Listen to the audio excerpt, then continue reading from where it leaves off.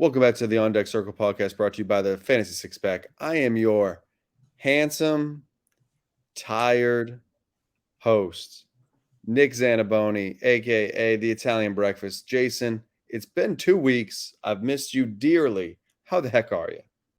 What's going on, Nick? I know the Celtics have got you wound up in playoff magic and the playoff run. And I know you've been a busy man, so and so have I. So our schedule's kind of not really lined up the last 2 weeks, but that's okay because here we are. We're back. I'm making it work. Exactly. That's what we do. We adapt. All right. My cold open question of the week is this: what sporting event have you had to miss because of a previous engagement? Ready, set, go.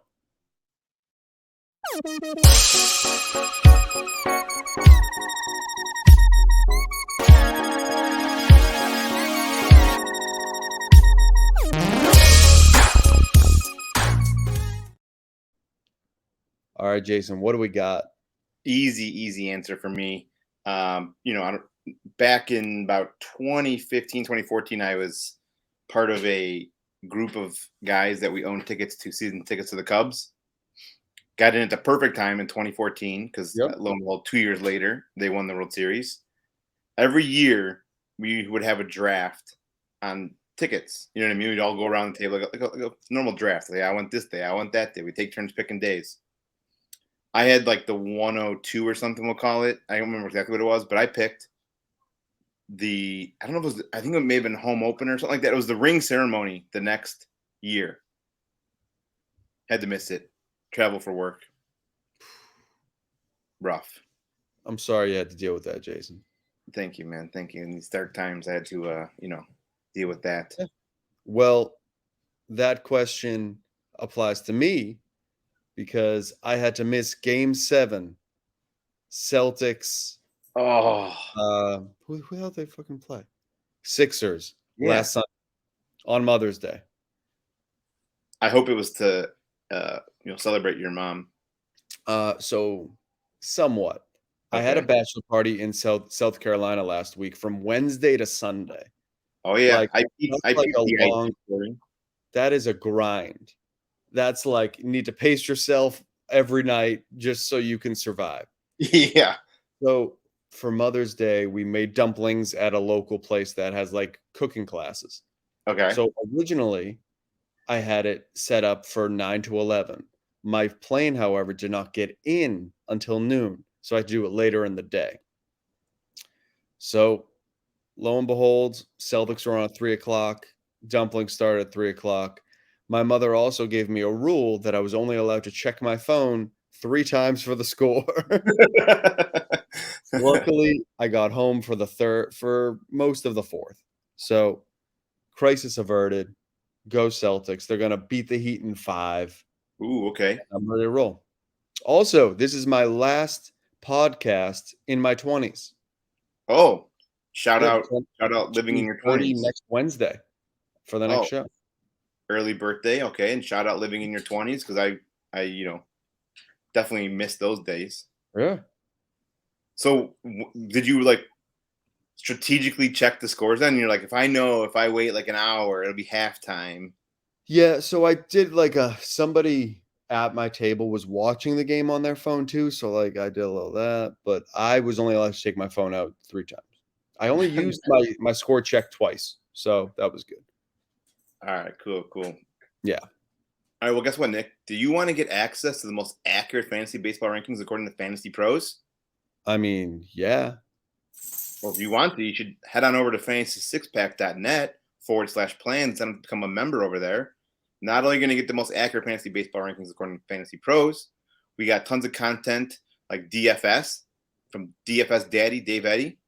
We got betting projections, customized league advice via our Discord, all sorts of great content when you become a member over at Fantasy Six Pack. So again, head on over to fantasysixpack.net/plans. That's our business for the day, for the episode. Yeah. It's been a few weeks. We've had some prospects get called up. Big ones, Jason. Some up, some down. It's been a crazy few weeks of fantasy baseball.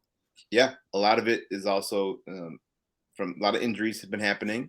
But I think since we've had a few weeks off, we can kind of jump into some of these prospects that have gotten called up in the last 14 days. And why not start off with the biggest of them all, and that's Eury Perez of the center pitching for the Miami Marlins. Dude, I can't believe they called him up. I was shocked, but not. Like, I knew he would debut sometime this year. Did not think it would be May 10th. No. Bananas. So, yeah, the tall length. He's only 20 years old. Made his MLB debut last week. Was off to a great start. Pitched into the 5th inning. Yeah. He only made 2 errors. Obviously, those 2 errors were 2 solo home runs. But 7 Ks, 2 walks. He had a 31% CSW. Dude's like, I wouldn't say best friends, but really good friends with Sandy Alcantara. Did you watch that video? I did, where Sandy went out of his way to pick him up from the airport, which is awesome. I mean, what better than a 20-year-old to be welcomed into open arms of the MLB than reigning NL Cy Young winner, Sandy Alcantara. But this dude's gonna be huge strikeout numbers. Again, only 20 years old. He's gonna have his ups and downs. Like I said, he's not bad for a debut. But yeah, I mean, this dude's, I think, it's gonna have a huge ceiling on Eury Perez. The sky's the limit, really. He could, I think, not next year. Within the next 3 years, he could be like the #1 pitcher, like in fantasy, especially Dynasty baseball. But he's just so skinny. I know. It's I hate that this is how we think now, is we're just like, oh, he's skinny, his elbow is gonna fall off. And he pitches kind of violently. But yeah, it's fun to be excited about someone again that like hasn't hurt us yet. Like Grayson Rodriguez, we were all pumped about, but he hasn't delivered. But this guy delivered in his first start, and we were like, oh, okay, like he can build off that. So yeah. I'm excited. I'm excited just that the Marlins are being so aggressive with it, because that's cool. You're playing your best guys, and that's what's super important, especially in a market like Miami, because fans will lose interest very quickly. Yeah, no, I totally agree. And I'm like I said, I wish if I would have known he would have come up so early, I probably would have changed my rookie of the year pick. Yeah. I don't think we did. And like, we didn't do like rookie of the year, like hitter and pitcher, right? We just did one each. I can't remember now. Yeah. Because I feel like coming up in the middle of May, if he stays healthy, he's got a pretty good straight track too, especially with Jordan Walker getting option now too, who's also the front runner. Eury Perez is fast track to NL Rookie of the Year. And I wonder if there's some live odds on that. Maybe check that out. It's not a bad thought. Not a bad thought. All right, well, from one rookie pitcher, let's go to the next guy here. Someone that also, Eury Perez had a great debut, but who had one better? This guy, Bryce Miller, starting pitcher for Seattle Mariners. He was their number. Can I tell you something about Bryce Miller, Jason? Sure. I didn't know who he was until he got called up. Yeah, he was definitely one of those more like under the radar prospects. Yeah, he wasn't like a huge, well-known name, especially going into redraft leagues and stuff. Like, people weren't like shares of Bryce Miller. I knew of him. I didn't think he would be this dominant to start his MLB. I feel like that happens a lot of times. These guys that like come out of nowhere in a sense. The like 15th team prospect just comes up and then just like shoves. Yeah, exactly. So he's made 3 starts now. He's got 17 innings pitched, 7 hits, 1 run, 18 strikeouts, and only has 1 walk. Here's another stat for you. 64 batters faced, only 3 of them have reached second base. That's bananas. Only 1 of them has come around to score. That's cool. 19 innings.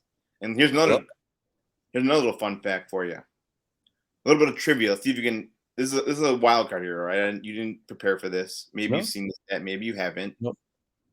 If you get it wrong, no issues.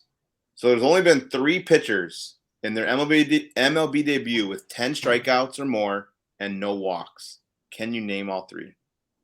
Are they all currently active or no? Are any of them currently active? Yes, all 3 are active. Sorry. The other 2 kind of in the same time frame. Both NL pitchers. Kershaw. No. Oh, Wait, sorry. DeGrom. One of them is No, they're both DeGrom's currently in the NL. All right, let me just throw it out to you. I'll give you one. Yeah, give me one. Steven Strasburg is one. Yeah, he's not active. And I know I thought about that. I was like, yeah.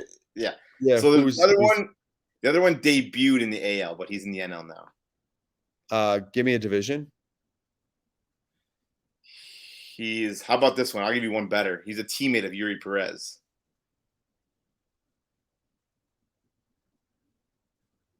Sandy Alcantara. No, Johnny Cueto. Oh no, yeah, I wouldn't have even thought that he was on the Marlins. I know that he is, and obviously Bryce Miller. So the three that have done it is Strasburg, Cueto, and Miller. So not only is he in small company on that feat that he made, 10 strikeouts and no walks in his debut, but he's joined by two premier strikeout pitchers from the last 10 years in Johnny Cueto and Steven Strasburg. for sure. But yeah, I mean, dude's got a long hair, stash. What's not to love about this dude? Oh, he's cool.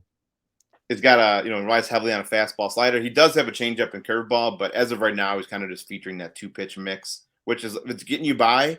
Why Use it and then develop the others because exactly. It's not like he didn't throw them; they're just the usage was so low on it that it wasn't even worth really monitoring. As long as another guy that just kind of came up here in just like 2 days ago, a day ago. That's Matt McLain, shortstop for Cincinnati Reds, which he had a ton of helium, drafted 17th overall and kind of just underperformed his first 2 seasons. And then this year off to a huge, great start. He's right now in AAA. Was it AAA or AA? Sorry, I can't remember. In the minors, /348, 474, slugging 710. Yeah. He's got 12 home runs in his first 38 games. That's Max Muncy just hit his 13th, I think, yesterday. I think he's on the Juice Jays. You think? Because his previous career high was 17 home runs in 2021. Yeah, his got 12 career stats are 32 home runs. Yeah, but I mean, he was drafted for his power and mostly his speed too. So he did have 27 stolen bases in 2022, and he's already had another 10 this year. So before getting in the first 38 games of the season, 12 home runs, 10 stolen bases. That's crazy. He's sneaky old, but he did come up. He made his debut. I think the Reds are going to give him the playing time. It's not like the Reds are competing or anything. They got to see they want to see what they got in him. They got other guys behind him, so yeah, they have a lot of those toolsy shortstop types. Just gotta weed them in and out. Yeah, I mean they got Ellie De La Cruz right behind him, waiting to get called up. But he might end up moving to third. Is Marte there too? Novell. I think he was in the Castillo deal, and they also traded another shortstop there too. Yeah, they are loaded with those, like you said, those toolsy infielders. Just super high upside. Yeah. 1 second, sorry. I'm trying to pull up what he did in his debut. And he may have even played the night already too. It's getting kind of late. So in his debut, yeah, so two runs, 400 OBP. He's already making an impact. Yeah, I mean for a shit team, but that's fine. This sucks because he would have been the perfect buy low candidate. After 2022 coming into this season. Last year he finished only batting 232. Wow. Yeah, now he's up to. There's something wrong here. He can't. He's always had a really good weighted runs WRC plus. Dude, his WRC plus coming into AAA this year was 193 in the first 38 games.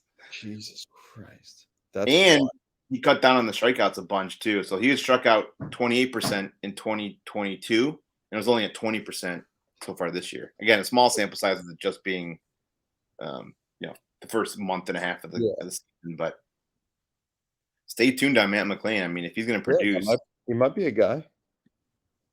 especially when you need speed and power at the the shortstop or the middle infield position. Yeah, You know what's that's true. funny is obviously it's hard to compare AAA stats to like major league stats, but he's right along the same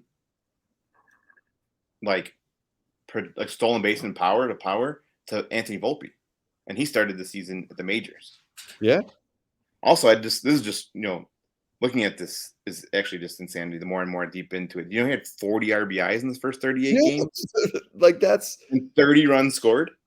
that the 40 RBIs is what got me. Like that's like 120 RBI pace. Yeah, that's insane. Even Uh, more. That could be 160.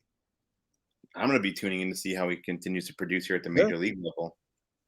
Because I'm he's with the type you. of guy that's going to come up and he'll make a huge impact right at the beginning and then might kind of slow down as he gets Yeah. exposed. Yeah. We'll find out. Speaking of guys that come up and kind of excel first and then get exposed, my boy Matt Mervis Yeah. comes up. Jason, this is all you right now. I'm gonna let you go off on Matt Mervis. I mean, I want to go off on him, but this is kind of the thing that everyone was clamoring for him to make the team out of spring training. Oh my God, this dude just hits moonshots. He had all those home runs last year in minor leagues. He needs to be on the team. Oh no, the Cubs signed Eric Hosmer. Oh no, the Cubs signed Trey Mancini. What are we doing? We need Matt Mervis in the lineup. He comes up, plays okay the first two games, and then it's just gone downhill since. I don't know if he's getting exposed, but he is definitely kind of striking out 41% of the time, only walking 5% of the time. He's batting 219 with a 389 BABIP. So the few hits that he has gotten, he's gotten lucky. It's bad. 43 WRC plus right now. He's pressing. I know they want to get him at bats. I don't know what to do with them. He couldn't keep being down in the minors. He needed to come up. However, he's now being somewhat exposed for kind of maybe what he truly is. You just got to give him some time, I think. I think so too. They've already pushed him down in the lineup. He didn't start at the top line, which is good. They didn't put that pressure on him. He was batting low in the order. I don't know. It's one of those things where sometimes these guys, not all progression is linear, right? I mean, there's guys that always. What's up? Said he hit a home run today. Oh, did he? I see what I didn't even know. I was out at a little league game. I didn't even see. Yeah. So maybe he's turning around. Shout out Matt Mervis turning around tonight, thanks to the On Deck Shows podcast. Putting those positive vibes out there that I did try to shit on him for the last 10 seconds, 30 seconds. Exactly. But I don't know. We'll see. Matt Mervis, the power's there. We know he can hit the power. Left-handed bat. So even if they do platoon him, he'll be in a short side platoon or the strong side platoon. Sorry. Yeah, we'll see. Home run tonight. So wheels up. I think for first base is tough because of the expectation of just like, oh, you need to hit home runs. So like Cassis, I'm just going to compare this to Cassis because it's somebody that I watch pretty closely. He struggled very much in April, but like recently, you just string some games together. You get on base, you take a couple walks, and then like just the confidence starts building. And I think it might be there with Mervis, just because unless he truly is just like a quad A guy, which he might be, because I didn't know who Matt Mervis was at this time last year. So maybe that breakout was just like him figuring out the minor leagues and he doesn't know the major league yet. But I think give it a few more weeks, we'll see what he is. I think we'll know what he is by July. Like there's no more time after July, but just can't hurt. He's better than Eric Hosmer. Like exactly. Yeah, I think the best thing you could hope for, at least for the floor, would be like Joey Meneses, right? Like last year, no one knew who Joey Meneses was. Came up and absolutely raked. The Red Sox had him. They DFA'd him. Boom. Exactly. So I guess that's probably the best case scenario for Matt Mervis right now, at least for a floor, is Joey Meneses, and just continue to plug away and try and get that power and do what he did and just hit those home runs and continue to play well, and he'll have a roster spot next year for sure. It's everyone's favorite time of the show. Mine is for sure. down on the farm. All righty, Jason. It is my turn this week. Yeah. We're going to call this a deep cut. Love it. Love because one, I don't know how to say his last name. So Willems. oh, okay. I think it's just spelled weird. All right, he's just a weird guy. Whatever. Creed Williams, can you take me higher, Creed? Ooh, I don't know. Yeah. nice. I as soon as I found him earlier, I was like, oh, I'm doing this. I like the pun. So I'm gonna give you some measurables, okay? Okay. 6 foot, 225 pounds, 19 years old. My man does not miss a meal. Does not miss a meal. I'm going to go through what he did in April. Okay. 19 hits, 16 runs, 5 home runs, 16 RBI. Also stole 2 bags. I know if Dave was here today, it doesn't count. He's in single leg. Blah, blah, It's blah. low A. It doesn't count. He weighs he's probably close to the 230 because they just wanted to give him like a nice number here. Nice round number. He's a catcher, which I don't. That's not happening with the Orioles. So he's gonna need. Maybe we got like a baby Vogelbach or like a baby Rhodey. Maybe not Vogelbach because he's not that good. But like maybe like a Rhodey Tellez. Yeah. But it's just a guy that I found probably like a week or two ago on Twitter. Just like with all the shit that we follow, we like just see tweets and I'm like, oh, this is a cool name. Let me look into him. And the guy looks like an absolute rock star. He's got a stash. He's got a mullet. The Orioles drafted him in 2021 in the 8th round. He had a tough year last year, but like, hold on, let me go through this. Last year he slashed 190, 264. Fine, not good. However, he's currently batting 313 and 444 on a OBP. And it's just someone that, again, this isn't someone you're trading like a first round pick in a first year player draft for, but it's someone that you find on the wire and you're like, you know what? I'm going to get behind this guy. 1, because he looks cool. And 2, he seems to figure something out in this year. I don't know if there's not like a lot on this guy on the internet. Like, I don't know if he made like a swing change, but he's someone that I'm definitely keeping an eye on. I added him in my 2014 league. Someone picked him up in 30 Rock the day that I picked him up in ours, and they beat me on the claim. So it's always good in that type of league when you see someone pick up someone that you were targeting, because I'm like, oh, okay, I guess I'm not an idiot.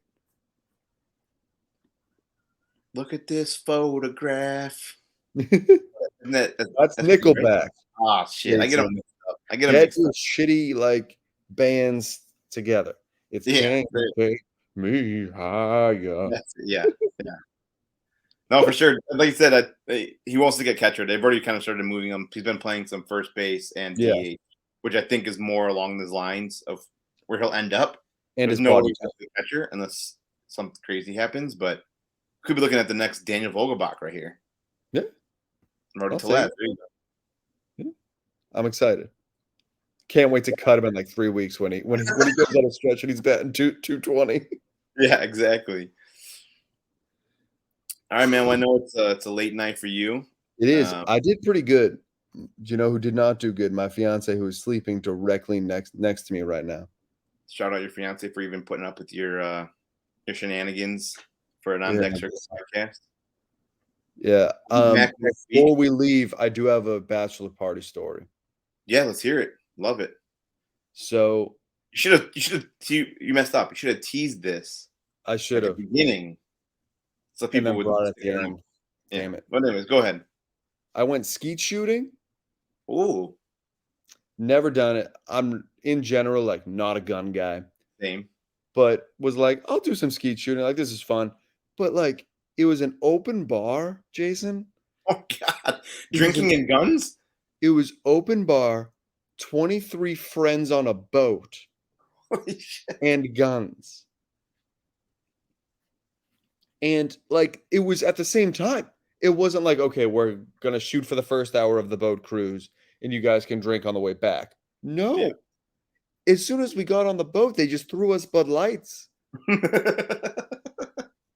So we got 16 shots. I missed my first 13. And so then they're like calling me a lib, like on the boat. It's a whole thing. And I hit one, and you would have thought I won the fucking World Series, Jason. I turned around, I said, "What now?" And then I said, "I'm done." I did not take my last 2 shots, so I left on a make. That is the way to go out right there. 1000%. But like, I mean, it was cool. It was just so hard. I'll say that screams bachelor party. Drinking on a boat while shooting a gun.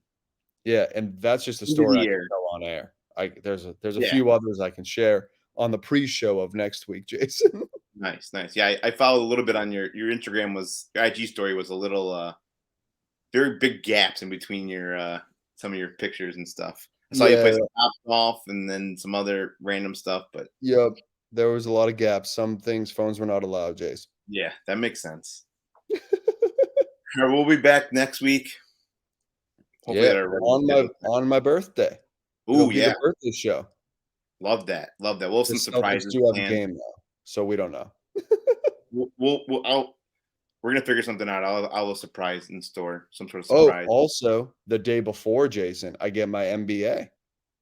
Damn, Nick is just over here. Everything's coming up, Nick. Oh wait, I just thought of something. What? We need to change The theme song. No, I don't want to. I don't want to end on this because it's too good of a thing about your nickname. I'll remind me next week on your birthday. No, I need it now. Okay. Vinny Pasquantino doesn't like to be called Italian breakfast. So now it's mine. Sure, but do you know what his nickname is? What? Pasquatch, as in Sasquatch. I was watching the Royals game the other night, and anytime Vinny Pasquantino gets a hit, a Sasquatch comes out of a door in center field, just walks back and forth, and goes back through the door again. That's fantastic. We need to Watch incorporate the that. Royals game at home and All let right. me know. It was awesom. I was All right. like, because the announcers were like, "What's with the Sasquatch?" And they're like, "That's his nickname, Pasquatch." Every time he gets a hit, he comes out, walks across the I don't even know what it is, like the roof maybe of Yeah. the bleachers or something. See, this would have been so Wow. much better story to tell. I'm gonna look into this. It would have been a better story at the opening of next week, Yeah, but it's here we fine. are. Just tell it again. No one's gonna stay till the end anyway. Exactly. All Have a good night. right, Jason.